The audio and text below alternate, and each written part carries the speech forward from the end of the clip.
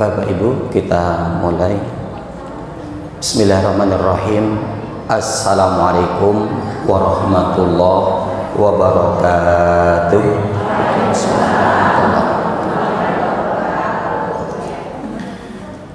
Alhamdulillah, alhamdulillahilladzi binikmatihi tatimmus sholihat. Walhamdulillahi rabbil alamin. Wabihi nasta'inu ala umurid dunya waddin. Wassalatu wassalam ala asyrafil anbiya'i wal mursalin habibina Muhammadin wa ala alihi wa ashabihi wa man tabi'ahum bi ihsanin ila yaumiddin. Yaqulullahu ta'ala, ya ayyuhalladzina amanu taqullaha haqqa tuqatihi wa la tamutunna illa wa antum muslimun. Faqala ya ayyuhalladzina amanu taqullaha wa qulu qawlan sadida yuslih lakum a'malakum wa yaghfir lakum dzunubakum wa may yuti'illaha wa rasulahu faqad faza fawzan azima. Faqala Rasul sallallahu alaihi wasallam, ittaqillaha haitsuma kunta wa adbi sayyi'atal hasanata tamhuha wa khaliqin nas bi khuluqin hasanin. Faqala talabul ilmi fariidatun ala kulli muslimin. Bapak Ibu hadirin jamaah majelis ilmu, majelis duha Masjid Al-Iman rahimakumullah. Alhamdulillah, tentunya tidak bosan-bosannya kita untuk bersyukur kehadirat Allah Subhanahu wa taala di kesempatan pagi menjelang siang ini di waktu duha.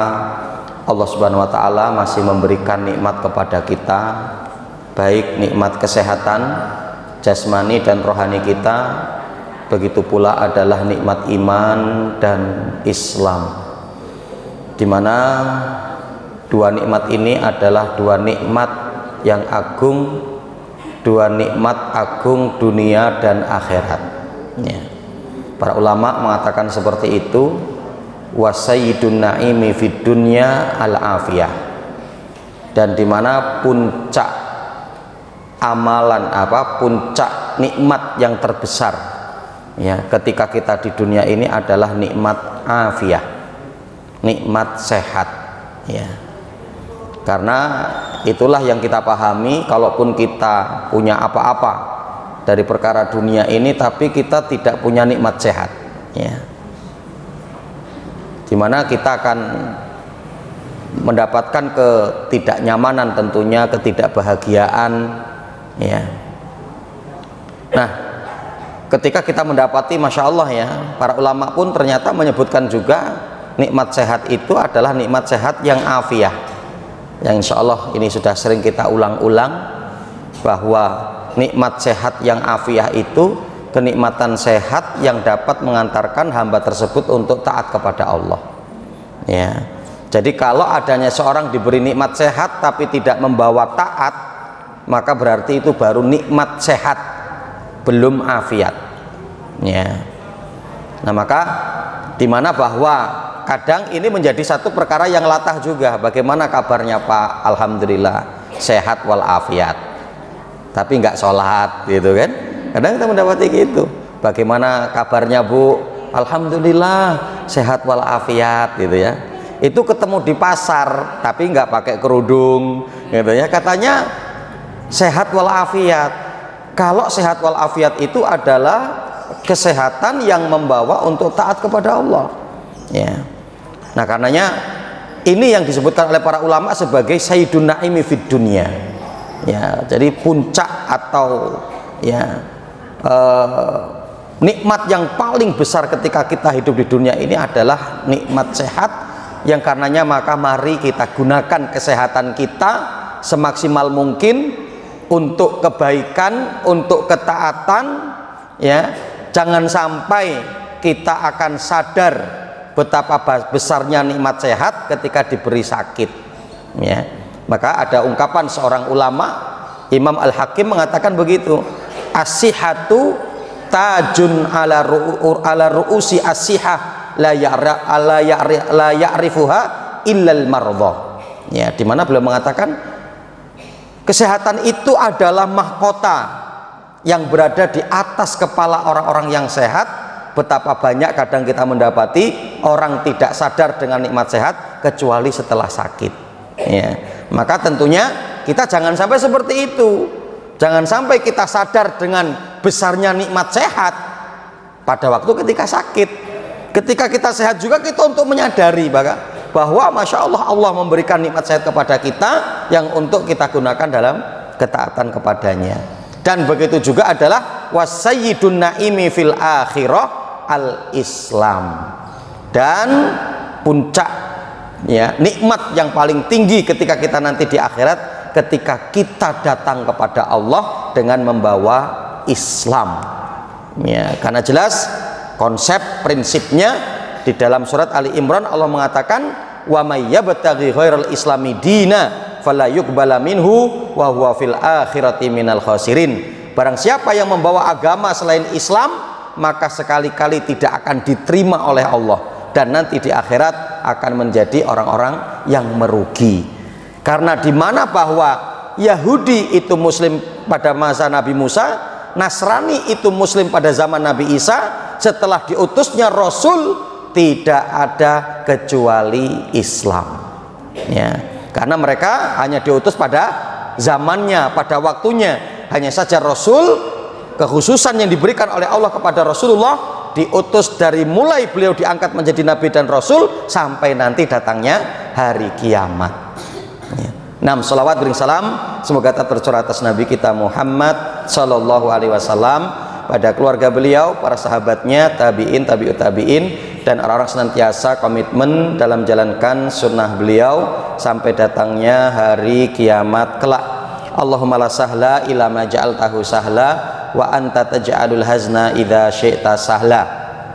Bapak Ibu rahimani wa rahimakumullah, tadi saya sudah meminta izin ke pengurus ya untuk sedikit saya akan coba memaparkan lembaga tahfidz Quran kita, Bu, sebelum kita nanti masuk kepada materi yang mungkin ada anak atau cucu atau saudara atau tetangga ya, untuk unit putri yang baru kita buka ya, untuk di jenjang SMP ya.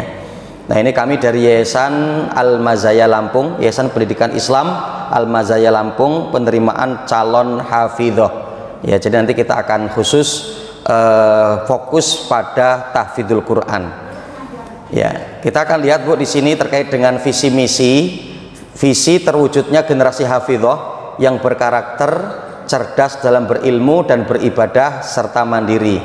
Misi menghafal Al-Quran 30 juz, membiasakan berakhlak mulia dalam kehidupan sehari-hari, menumbuhkan rasa cinta dalam menuntut ilmu, beribadah sesuai dengan sunnah Rasul, membentuk pribadi yang bertanggung jawab, berkomunikasi dalam bahasa Arab dan Inggris ya. Ini insya Allah nanti akan kita berikan kepada peserta didik kita. Kemudian keunggulan hafidhoh 30 juz dalam 2 tahun insya Allah yang kita programkan, hafidhoh yang memiliki bacaan Al-Quran dengan fasih dan bersanad. Insya Allah nanti ketika selesai, kemudian ada murojaah ya, pengulangan kembali sampai kemudian betul-betul mutkin, baru nanti kita ambilkan sanad, bersanad. Hafidhoh yang cerdas, berkarakter dan mandiri, hafidhoh yang mampu berkomunikasi dalam bahasa Arab dan Inggris ya. Kemudian kurikulum tahfidz 30 juz ya, dengan ada target harian, target bulanan, target tahunan. Kemudian adab ya, adab kepada Allah, adab kepada Rasul, kepada orang tua, Al-Quran, guru, kepada sesama, adab keseharian. Nah, ini nanti yang akan juga menjadi fokus kita, juga kita membawa kurikulum adab yang cukup padat ya. Kemudian ilmu syar'i, akidah, fikih, adab dan akhlak, sirah nabawiyah. Kemudian bahasa Arab, life skill ya, bahasa Arab, bahasa Inggris, memanah, berkuda, dan tata boga. Karena ini putri ya, mereka harus bisa masak, bikin kue, seperti itu ya. Ini yang sedang kita upayakan. Nah, ini target pencapaian ya, nanti di tahfidznya selama 2 tahun. Ada juga yang mungkin mereka akan menyelesaikan selama 3 tahun ya.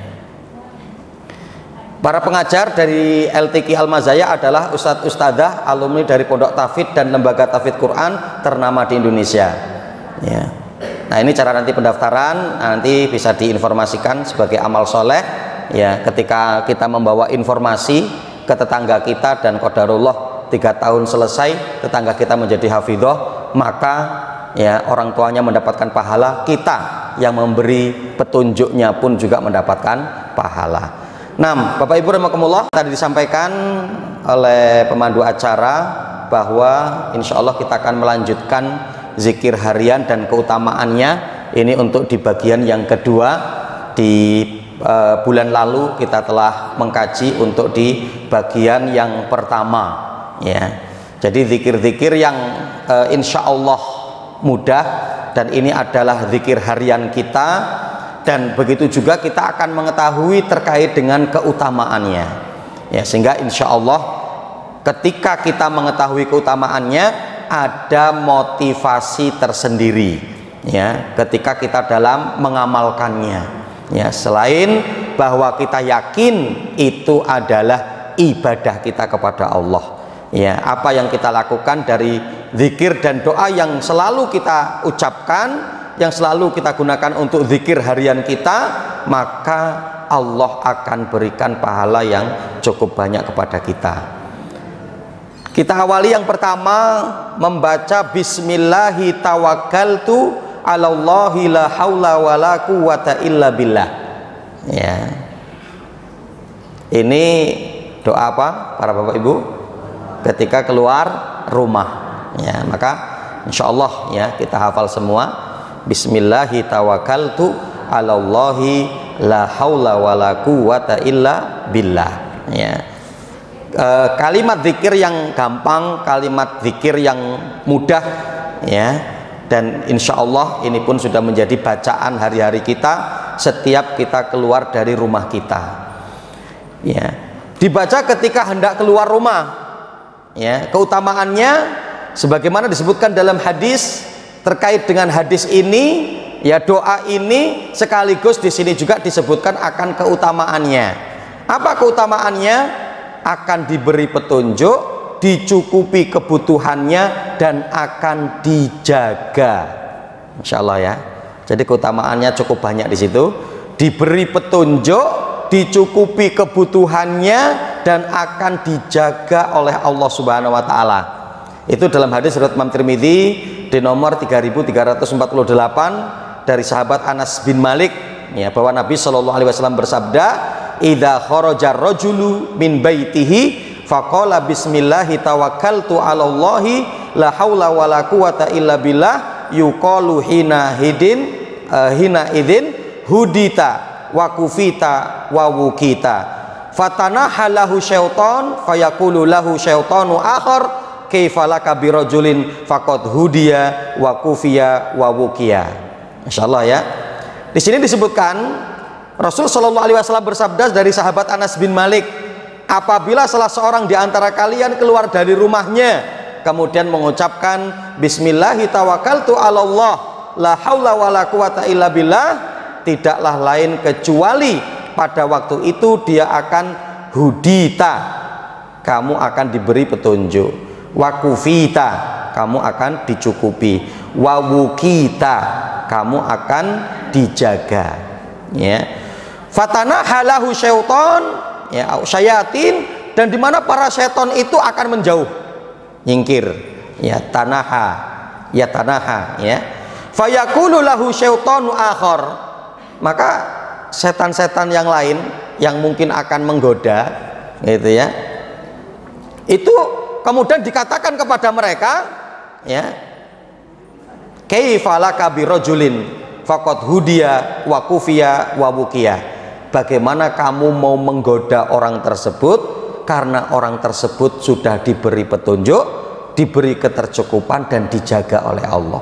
Jadi kamu, ya, setan yang satu berkata kepada setan yang lain, artinya seperti itu, kamu nggak bisa untuk menyesatkan dia, kamu nggak bisa untuk menggoda dia, karena, ya, faqad hudiya wa kufiya wa wukiya, karena, ya, dia telah diberi petunjuk, dia telah diberikan ketercukupan dan dia telah diberikan penjagaan, ya. Nah, Masya Allah, Bapak Ibu rahimani wa rahimakumullah, ini ya kalimat doa dan zikir yang bisa kita ucapkan pada waktu ketika kita keluar dari rumah kita, ya. Nanti para ulama memberikan satu titik penekanan terkait dengan hal ini adalah, ya, agar dimana betul-betul zikir dan doa ini memberikan fungsi kepada kita, yaitu apa? Syaratnya adalah, ya, dimana ketika kita membacanya dari hati kita dengan keikhlasan dan keyakinan, itu, ya. Jadi bukan hanya sekedar aktivitas lisan kita, ya, tapi dimana apa? Kita mengucapkannya dengan keikhlasan, ya, dengan keridoan kita untuk mengucapkan ini, dan begitu juga apa, ya, dengan penuh keyakinan. Artinya betul-betul bahwa Allah akan berikan petunjuk kepada kita. Yang dimaksud di sini diantaranya para ulama, ya, lebih mereka menjelaskan yang dimaksud dengan hudia, mereka akan diberi petunjuk itu artinya adalah akan diberikan petunjuk jalan, ya, ketika dia akan berjalan keluar dari rumahnya menuju tempat yang akan dituju, tidak akan mungkin salah, tidak akan mungkin kesasar, gitu, ya. Yang kalau mungkin di daerah-daerah kita masih tidak begitu masalah, ya, tapi kalau nanti sudah di Jakarta tol salah jalan, wah itu udah nyarinya kemana lagi nih, ya, karena ya nggak bisa kemudian asal langsung belok balik, nggak bisa, ya, harus kemana dulu, bisa jadi keluar gerbang dulu, ya, baru nanti kemudian balik lagi. Nah, ini maka diantaranya bahwa itu akan merepotkan, ya, tapi ketika kita di dalam keluar kita dari rumah kita telah membaca doa untuk keluar rumah, Bismillahi tawakkaltu 'alallahi wala haula wala quwata illa billah, maka akan diberikan petunjuk, ya. Wakufia, diberikan ketercukupan, ya. Jadi artinya apa? Di jalan kita tidak akan kelaparan, di jalan kita tidak akan kehausan, ya. Dan di dalam kehidupan kita Allah Subhanahu wa taala akan berikan ketercukupan kepada kita. Masyaallah muslimin, Bapak Ibu rahimakumullah, kadang kita itu sudah merasakan dari hasil-hasil doa atau zikir yang kita ucapkan, yang diantaranya bisa jadi selama ini dalam kehidupan kita tidak pernah kekurangan, gitu, ya. Yang mungkin untuk lebih jarang lah, ya, mungkin gitu, ya, tapi minimal cukup itu terjadi terus, ya, cukup itu terjadi terus. Yang kadang kita tidak melihat dari mana ini semua, ya, diantaranya dari doa-doa yang kita ucapkan, ya. Apalagi sebelumnya mungkin kita tidak tahu akan keutamaan kita membaca doa ketika keluar dari rumah kita, ternyata ini, gitu kan, yang bisa jadi menjadikan ketercukupan kita dalam hari-hari kita yang ada ini disebabkan karena zikir dan doa yang kita ucapkan ketika kita keluar dari rumah kita, karena ini dijanjikan oleh Rasulullah, ini Rasulullah sampaikan kepada kita, ya. Dan juga apa, ya, wawukia, akan diberikan penjagaan, ya, dijaga, ya. Jadi Masya Allah, ya, adanya satu hadis, ya, kisah nyata itu kan pernah terjadi di Saudi itu, ya, ada didatangkan dari wilayah lain di luar Saudi gitu, ada apa namanya raja sihir, gitu, ya, raja sihir, ya, raja sihir, ya, yang ketika itu apa, adanya seorang ustadz, adanya seorang kiai yang dapat menangkap daripada raja sihir itu, ya, yang ketika itu raja sihir itu menyampaikan, wahai fulan, ya, saya heran dengan Anda, kenapa Anda bisa menangkap saya, kenapa Anda bisa menyentuh saya, padahal di depan, kanan, kiri saya, belakang saya sudah terjaga ribuan dari bangsa jin, dari setan, gitu, ya. Maka kemudian apa, kata syekh ini, kata ustadz ini, beliau mengatakan karena ketika aku tadi keluar rumah berdoa bismillahi tawakkaltu 'alallah wala haula wala quwata illa billah, di mana apa? Ini ada jaminan dari Rasulullah bahwa aku akan terjaga dari gangguan setan. Ya, maka apa? Setan nggak bisa mengganggu, karena memang betul-betul terjadi seperti itu. Setan tidak bisa untuk mengganggunya. Ya. Nah ini Bapak Ibu rahimani wa rahimakumullah, terkait yang pertama, bismillahi tawakkaltu 'alallah la haula wala quwata illa billah. Ya, insyaallah bacaan yang ringan, yang gampang, yang mudah, dan kita pun sudah memahaminya dan kita sudah hafal. Kemudian berikutnya adalah membaca a'udzu bikalimatillahi tammat min syarri ma khalaq. Ya. Nah, ini pendek juga, ibu-ibu yang mungkin belum hafal, nanti bisa untuk menghafal. Ini harus hafal ini karena fungsinya nanti banyak akan kita lihat ya. A'udzu bikalimatillahi tammat min syarri ma khalaq. Ya, dan juga termasuk ini dalam doa zikir masa ya. Ini juga termasuk doa yang bisa kita ucapkan ketika meruqyah orang lain ya. A'udzu bikalimatillahi tammat min syarri ma khalaq ya. Aku berlindung kepada Allah dengan kalimat-kalimat Allah yang sempurna, min syarri ma khalaq ya, dari keburukan makhluk Allah yang ingin berbuat keburukan, yang ingin berbuat jahat ya. Dan Bapak Ibu rahimani wa rahimakumullah, nanti yang dimaksud dengan bikalimatillahi tamat, dengan kalimat Allah, yang dimaksud adalah Al-Quran ya. Maka nanti kok kita boleh berlindung dengan kalimat Allah, berlindung dengan Al-Quran, yang karena untuk menunjukkan bahwa kalimat Allah itu bukan makhluk, gitu kan? Kita kan nggak boleh berlindung kepada makhluk, kita nggak boleh berlindung kepada makhluk. Yang ini kita berlindung dengan kalimat Allah yang sempurna. Nanti para ulama menjelaskan yang dimaksud kalimat Allah adalah Al-Quran. Apakah kita boleh untuk berlindung terhadap Al-Quran? Boleh. Kenapa? Al-Quran itu bukan makhluk. Disepakati oleh Ahlussunnah wal Jamaah bahwa Al-Quran itu adalah kalamullah ya. Maka para ulama mengatakan begitu, man qala bi anal Quran makhluk fahuwa zindik. Barang siapa yang mengatakan bahwa Al-Quran itu adalah makhluk, maka mereka adalah orang-orang zindik. Zindik di atasnya munafik ya. Ya, jadi sampai dulu pada masa Imam Ahmad bin Hanbal kan bagaimana perjuangan beliau ya, yang beliau kemudian ditangkap, disiksa ya, disebabkan karena apa? Beliau berpegang teguh terhadap akidah Ahlussunnah wal Jamaah bahwa Al-Quran itu kalamullah, bukan makhluk. Karena pada waktu itu ada fitnah dari kelompok Mu'tazilah pada masa Ma'mun, kemudian Mu'tasim billah ya. Itu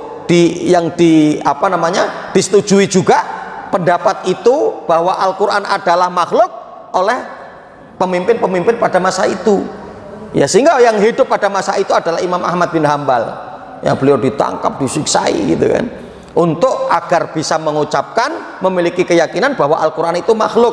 Tapi Imam Ahmad tetap bersikukuh dengan prinsip Ahlussunnah wal Jamaah bahwa Al-Quran adalah kalamullah. Maka ketika kita berlindung dengan kalamullah boleh, karena itu bukan makhluk ya, karena itu bukan makhluk ya.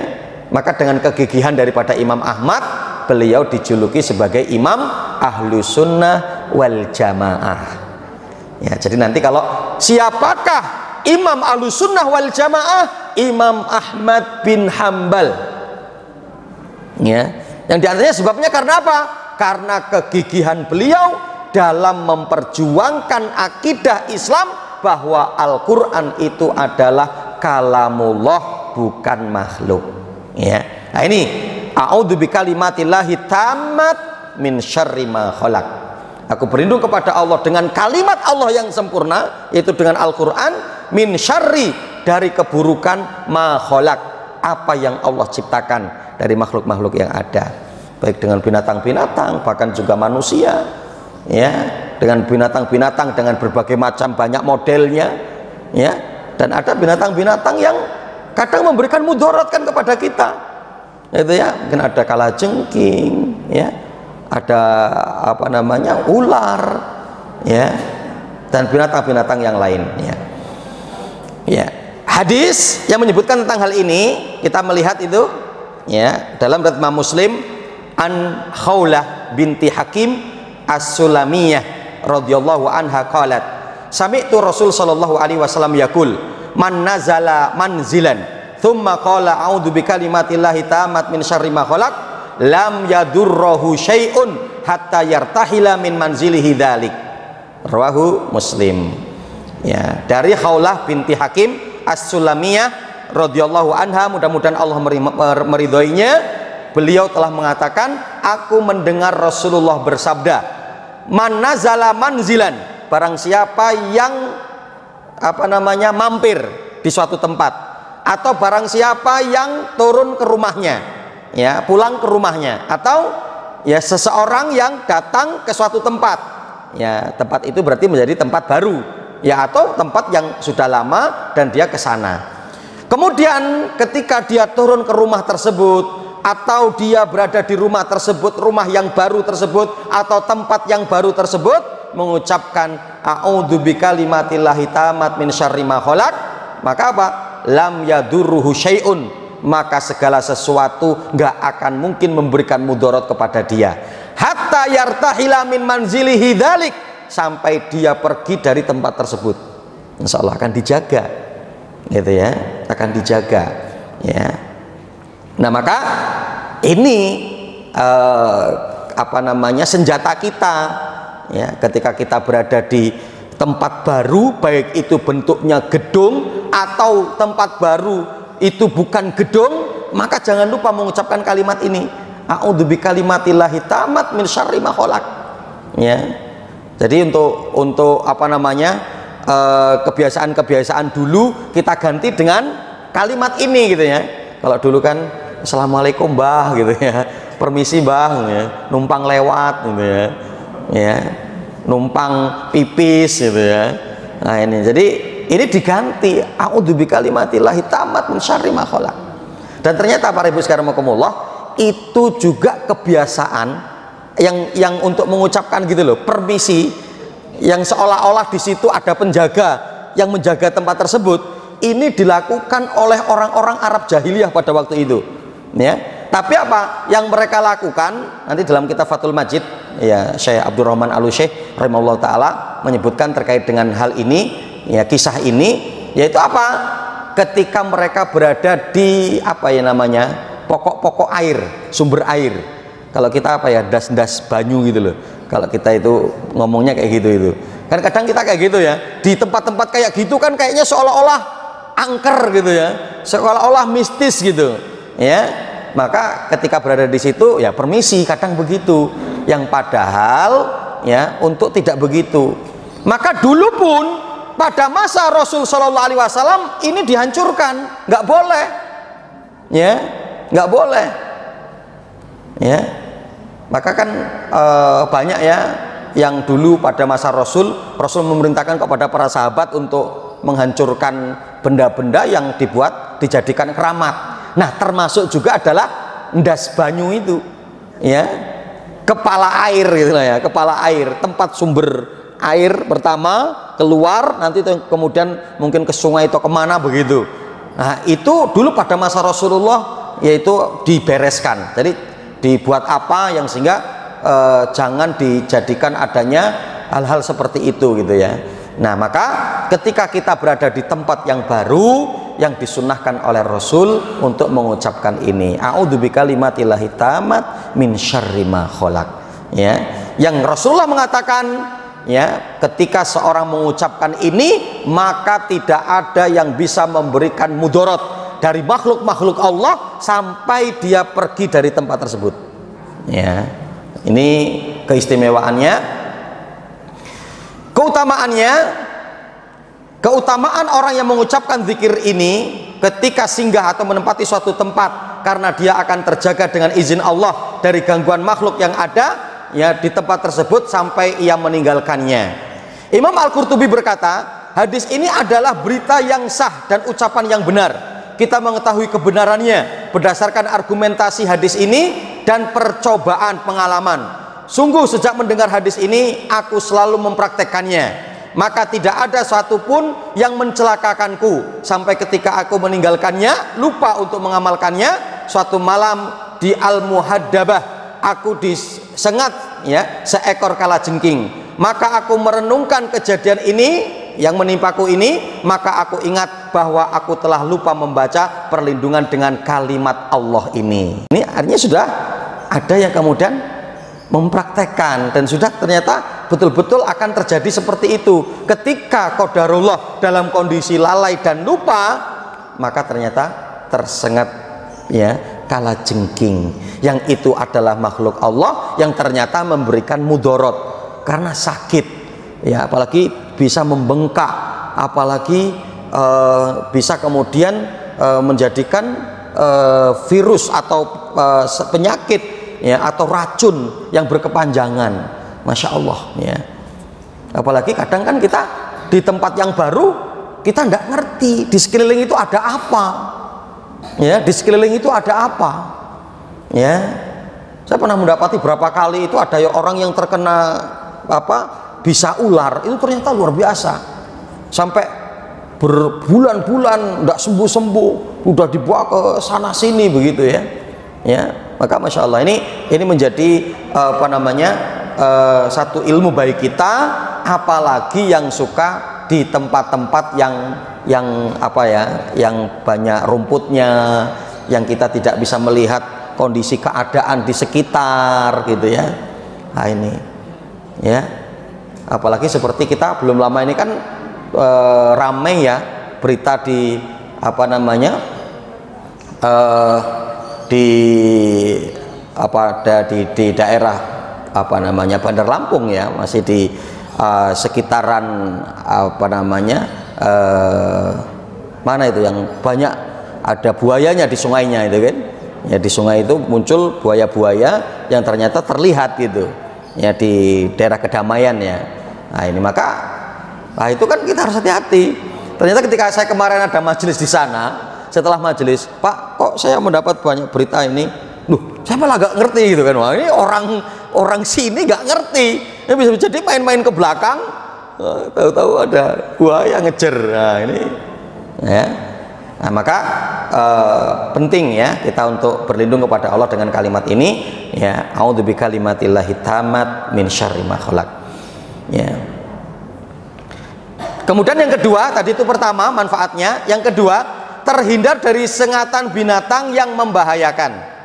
Hadis dalam riwayat Muslim an Abi Hurairah annahu qala jaa rajulun ila Nabi sallallahu alaihi wasallam faqala ya Rasulullah ya malakitu min aqrabin ya la daghotni al-bariha qala ya amalau qulta hina amsayta a'udzu bikalimatillahi tammat min syarri ma khalaq lam tadurruk ya. Dari sahabat Abu Hurairah mengatakan bahwa telah datang seorang kepada Nabi kemudian mengatakan, ya Rasulullah ya tadi malam di mana aku terkena sengatan binatang berbisa, yaitu terkena sengatan kalajengking ya. Terus apa kata Rasulullah? Rasul Shallallahu Alaihi Wasallam mengatakan, kalaulah kamu ketika datang pada sore hari mengucapkan ini, a'udzu bikalimatillahi tammat min syarri ma khalaq, maka tidak akan bisa kalajengking itu memberi mudorot kepadamu ya. Nah maka diantaranya itu dalam zikir sobah masak, pada zikir masaknya ada kalimat ini, a'udzu bikalimatillahi tammat min syarri ma khalaq ya. Nah ini yaitu apa? Terhindar dari sengatan binatang yang membahayakan. Artinya apa? Bukan hanya kalajengking, mungkin juga lebah gitu kan ya. Atau kadang kita mendapati ada seorang yang lebam gitu kan, kenapa Bu? Habis perang ya sama lebah gitu kan ya, lebah banyak diperangi lagi kan ya. kita dikeroyok ya. Kemudian berikutnya yang ketiga, membaca la ilaha illallah. Masya Allah ya. Ya, ini ringan insya Allah. Yang pertama tadi ya, bismillahi tawakkaltu 'alallah la haula wala quwata illa billah. Yang kedua, a'udzu bikalimatillahi tamat min syarri ma khalaq. Yang ketiga, membaca la ilaha illallah. Ya, saya yakin ini semua hafal. Ya, kalau tidak hafal, masya Allah. Ya, kita lihat di sini ya hadis yang berbicara tentang hal ini. An Jabir radhiyallahu anhu qala sami'tu Rasul sallallahu alaihi wasallam yaqul afdalu dzikri la ilaha illallah rawahu Tirmidzi wa qala hadisun hasan. Dari sahabat Jabir radhiyallahu anhu mengatakan, ya, aku mendengar Rasul sallallahu alaihi wasallam telah bersabda, afdalu dzikri, sebaik-baik zikir adalah kalimat la ilaha illallah. Ya, afdalu dzikri la ilaha illallah. Hadis yang diriwayatkan oleh Imam Tirmidzi dan dikomentari bahwa hadis ini adalah hadis hasan. Ya, hadis yang bisa atau dapat kita jadikan untuk hujah, ya, untuk kita amalkan dalam keseharian kita. Sebaik-baik zikir adalah ucapan la ilaha illallah. Ya. Apa keutamaannya? Ya. Ya, ini kita sebutkan dulu faedah hadisnya. Yang pertama, sebaik-baik zikir adalah kalimat tauhid. Karena kalimat la ilaha illallah itu adalah kalimat tauhid. Kemudian yang kedua, di dalam kalimat tauhid tersebut terdapat kandungan makna zikir lainnya seperti tasbih, tahmid, takbir dan bentuk pengagungan terhadap Allah.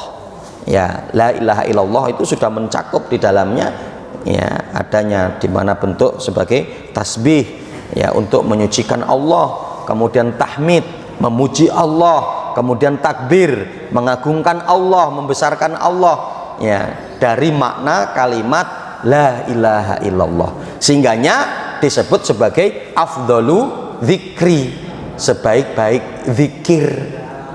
Ya, karena ketika kita mengucapkan subhanallah itu juga zikir, alhamdulillah itu zikir, Allahu akbar itu zikir, tapi ringkasannya dengan mengucapkan la ilaha illallah. Karena kandungan makna di dalam la ilaha illallah itu ya ada tasbih, ada juga di situ adalah tahmid, dan di situ juga adanya takbir.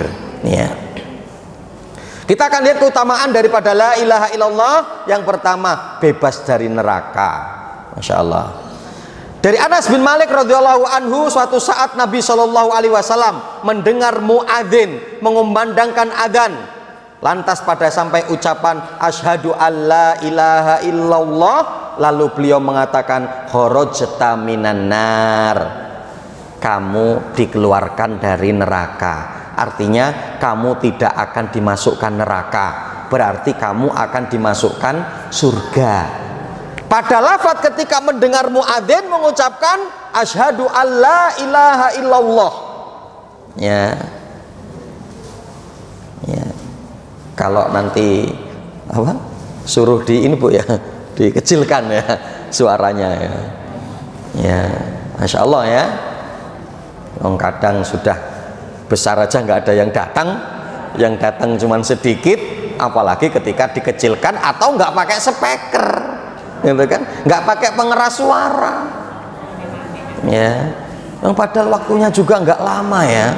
Padahal kalau kita lihat, ya, tempat kita itu nggak jauh dari gereja, saya tinggal nggak jauh dari gereja, gitu.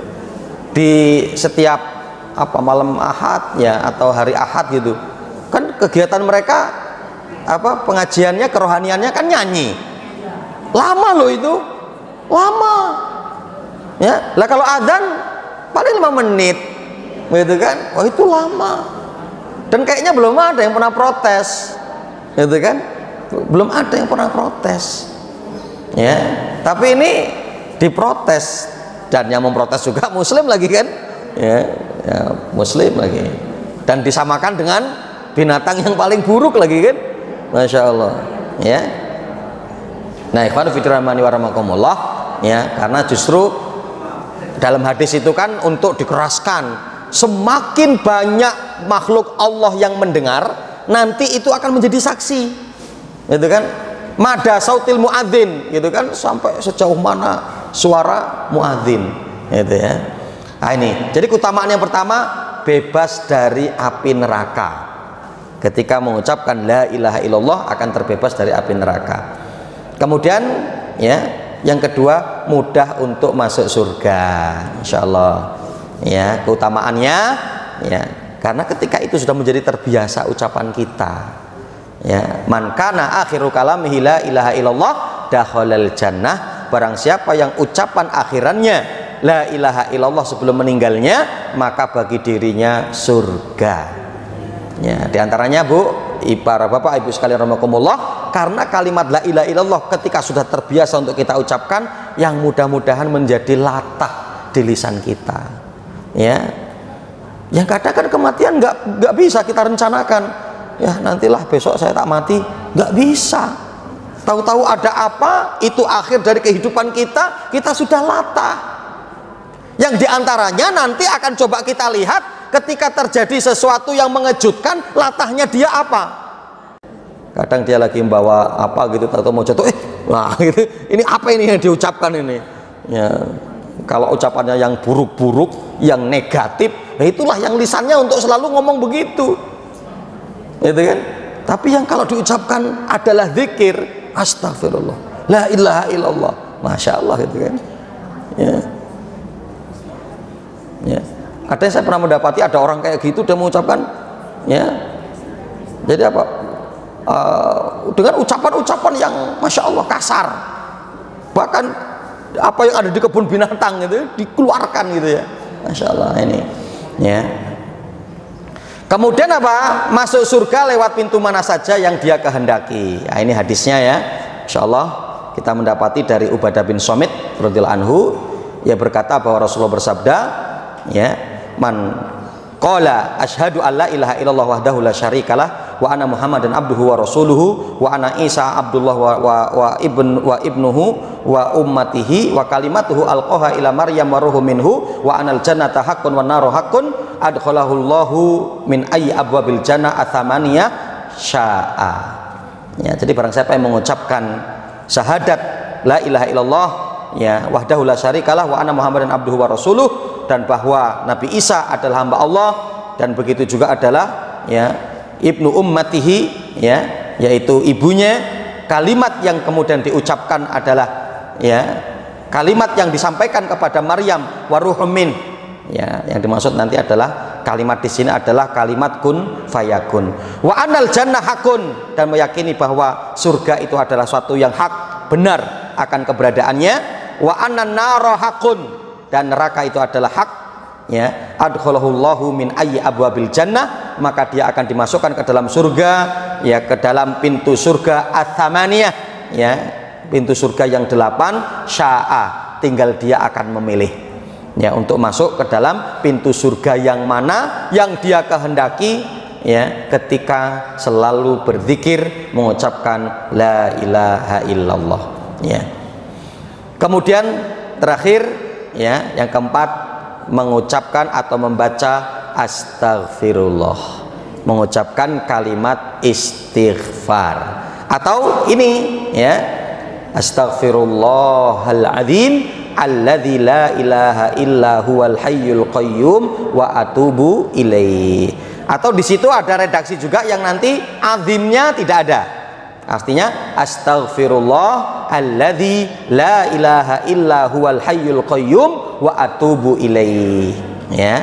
Yang pendeknya astaghfirullah, agak panjangnya astaghfirullahal azim alladzi la ilaha illa huwal hayyul qayyum wa atubu ilaih. Atau azimnya dibuang, astaghfirullah alladzi la ilaha illa huwal hayyul qayyum wa atubu ilaih, ya. Nah, ini dibaca kapan saja dan tidak dibatasi akan jumlahnya. Monggo, terserah untuk mengucapkan istighfar atau astaghfirullahaladzim alladzi la ilaha illa huwal hayyul qayyum wa atubu ilaih, ya. Nah, ini kemudian apa? Diberikan rizki dan anak, masya Allah, keutamaannya yang pertama. siapapun yang belum memiliki keturunan, perbanyaklah istighfar. Dalilnya surat Nuh ayat yang ke-10 sampai 12 itu. Faqul tustaghfiru rabbakum innahu kana ghaffara yursilis samaa 'alaikum midrara wa yumdidukum bi amwali wa banin wa ja'al lakum jannatin wa ja'al lakum anhara. Ya. Faqul tustaghfiru rabbakum innahu kana ghaffara, dan ucapkanlah, ya Allah aku mohon ampun kepadamu. Mengucapkan kalimat istighfar, astaghfirullahal azim alladzi la ilaha illa huwal hayyul qayyum wa atubu ilaih. Ya. Kalimat istighfar, innahu kana ghaffara, karena Allah Maha Pengampun. Yursilis sama 'alaikum midrara, kalau ini selalu kalian ucapkan, maka Allah akan turunkan air hujan terus menerus, air hujan yang cukup. Ya, menandakan apa? Melimpahnya rizki. Rizki itu selalu Allah gambarkan dengan air hujan. Ya, maka nanti ketika kemudian ditanya, rizki Allah itu ada di langit atau di bumi? Di langit. Ya.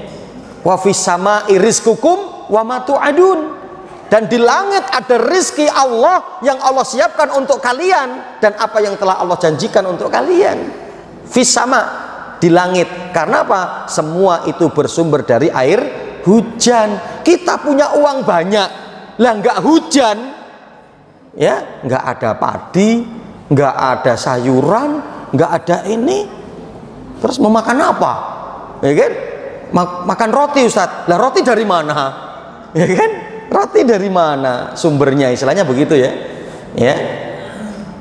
Wa yumdidkum bi amwali wa banin, maka kemudian apa? Allah akan mengembangkan untuk kalian, memperbanyak untuk kalian bi amwali wa banin, harta dan anak. Ya, maka apa? Kalau kita agar diberikan keturunan oleh Allah, banyak-banyaklah istighfar. Ya. Juga ada nanti dalam konsep medis dipadukan dengan ayat Al-Quran ini untuk hujan-hujanan. Ya, yo di belakang rumah gitu ya. Kemudian yo jangan kemudian nggak pakai apa-apa juga, bukan kayak anak kecil lari-lari gitu ya di depan rumah, bukan gitu ya. Dan bukan air hujan yang ditampung dulu, bukan. Ya, jadi untuk terapi belum memiliki keturunan itu yang air langsung gitu ya. Juga jangan dari genteng ya, apa talang begitu ya, jangan. Jadi langsung pas hujan itu deras sudah lari-lari di belakang rumah atau di depan rumah ya nggak apa-apa, tapi dalam kondisi tertutup misalnya begitu ya, hujan-hujanan aja ya, itu juga bisa diupayakan ya. Wa yaj'al lakum jannatin wa yaj'al lakum anhara, dari turun air hujan itu Allah jadikan taman-taman yang indah. Dan begitu juga apa? Sungai-sungai. Maka taman dan sungai itu adalah gambaran keindahan surga ketika kita di dunia ini. Maka nanti gambaran surga itu kan taman-taman ya, jannat ya, apa namanya, kebun-kebun. Itu gambaran surga kan begitu. Begitu juga apa? Allah selalu dan Rasulnya menggambarkan gambaran surga dengan sungai ya, mengalir di bawahnya sungai-sungai gitu ya. Nah itu karena itu adalah merupakan keindahan ya, dimana mata akan suka untuk melihat itu semua. Diberi jalan keluar dari kegundahan, jalan keluar dari setiap kesempitan, diberi rizki dari jalan yang tidak terduga. Inilah sabda Nabi, keutamaan yang kedua, man aktsara minal istighfar, barang siapa yang memperbanyak istighfar, ja'alallahu lahu min kulli hammin faraja, maka Allah akan jadikan dari segala problem ya, masalah, adanya jalan keluar. Wa min kulli dzikin makhraja, dari segala kesempitan jalan keluar. Wa razaqahu min haitsu la yahtasib, Allah akan berikan rizki dari jalan yang tidak disangka-sangka. Masya Allah, dengan mengucapkan kalimat yang pendek, astagfirullah, astagfirullah. Di mana saja bisa kita ucapkan itu, sambil jalan, sambil bawa mobil, bawa motor ya, tapi memiliki keutamaan yang luar biasa ya. Terdapat sebuah asar dari Hasan Al-Basri rahimahullah yang menunjukkan bagaimana faedah istighfar yang luar biasa ya. Anna rajulan syaka ilaihi al-jadba faqala istaghfirillah, ketika ada orang yang datang kepada beliau, wahai Imam Hasan Al-Basri, kemarau, maka apa kata beliau? istighfar kepada Allah. Wasaka ilahi akhar al-faqru faqala istaghfirillah. Ketika datang orang lain lagi melaporkan kepada Imam Hasan Al-Basri, saya miskin, nggak punya apa-apa, hidupku susah. Apa nasihatnya? Istighfar, istaghfirillah. Mohonlah kamu istighfar kepada Allah, mohon ampun kepada Allah. Wasaka ilahi akhiru akhar jafafa bustanihi faqala istaghfirillah.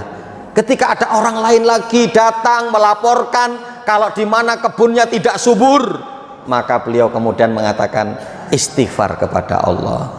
Wasaka akhar adamul walad faqala istaghfirillah. Ketika kemudian ada orang lain datang lagi, ya, wahai imam, saya belum punya anak. Apa nasihatnya? Banyak-banyaklah untuk istighfar. Semua jawabannya istighfar. Itu ya. Sumatala alaihim hadil ayat. Kemudian beliau membacakan ayat ini tadi di dalam surat Nuh tadi. Fakultus takfiru rabbakum innahu kana ghafara yursilu alaikum minas sama'i ma'am midrara wa yumdidkum bi amwali wa banin wa yaj'al lakum jannati wa yaj'al lakum anhara. Nah, ini yang dibacakan oleh Imam Hasan Al-Basri rahimahullahu taala, ya. Kemudian diampuni dosa-dosanya meskipun dosa lari dari peperangan. Ya, man qala astaghfirullah alladzi la ilaha illallah wal hayyul qayyum wa atubu ilaihi ghufirallahu wa in kana qad farra minal zahfi. Dan dapat Tirmidzi dan dapat Imam Hakim bahwa Rasulullah mengatakan barang siapa yang mengucapkan astaghfirullah, ya, la ilaha illallah wal hayyul qayyum wa atubu ilaihi, maka akan diampunkan dosa-dosanya meskipun dia pernah kabur dari peperangan. Padahal apa? Kabur dari peperangan itu adalah dosa besar. Yang tapi ketika adanya seseorang yang kemudian dia banyak beristighfar kepada Allah atau mengucapkan ini dengan kalimat yang lengkap, ya, astaghfirullahal azim alladzi la ilaha illa huwal hayyul qayyum wa atubu ilaih, ya. Kemudian alhamdulillah selesai sudah kajian kita, ya, sampai di sini terlebih dahulu 4 poin, ya, 4 zikir yang bisa kita kaji, ya, pada kesempatan di kajian pagi menjelang siang ini, ya.